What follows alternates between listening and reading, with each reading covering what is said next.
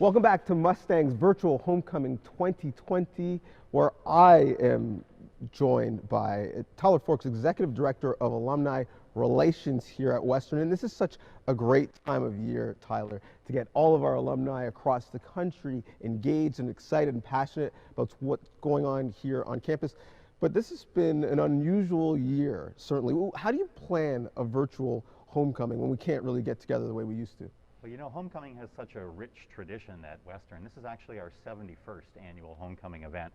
And even though it's not safe to bring people together in the way that we would normally do this year, we wanted to recognize that landmark. So we decided later in the spring that we were going to transition to virtual programming this year. It's, you know, it's one of those things where we know people have been online a lot the last few months, but we believe we've put together a pretty good program that will keep people excited. It started earlier this morning with greetings by President Alan Shepard, our Chancellor, and our Alumni Association President and Homecoming Chair. There's been an awful lot of programming that's happened at the faculty level so far, and I'm sure everybody's really looking forward to Mustangs Rewind today to kind of capture that flavor of athletics, which is such an important part of the homecoming tradition. So, you know, with the football and our women's soccer game as well, hopefully people are tuning in and enjoying those things. And of course, tonight we've got a signature event that we're looking forward to promoting. It's called Western Stories and Songs. And it's a collection of about 5 different Western-related musical acts. But it's also tied in with interviews from them, a couple of great alumni hosts that we have. And in their discussions, they talk about their time at Western, how it's impacted their career, and also some important topical social issues. So it's very much a storytelling type of musical program.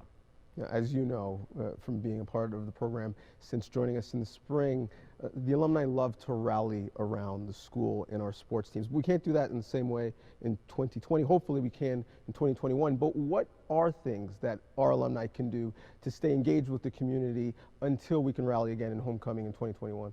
Yeah, that's a great question. Well, today's an important one. I mean, homecoming is the signature event in our calendar, but we've made a transition from our programming, which used to rely a lot on face-to-face events, to a lot of virtual engagement, particularly in the area of lifelong learning. We've got a number of webinars and educational sessions coming up over the course of the rest of the fall and the winter that are going to be really attractive to our grads, and that's a way to stay connected.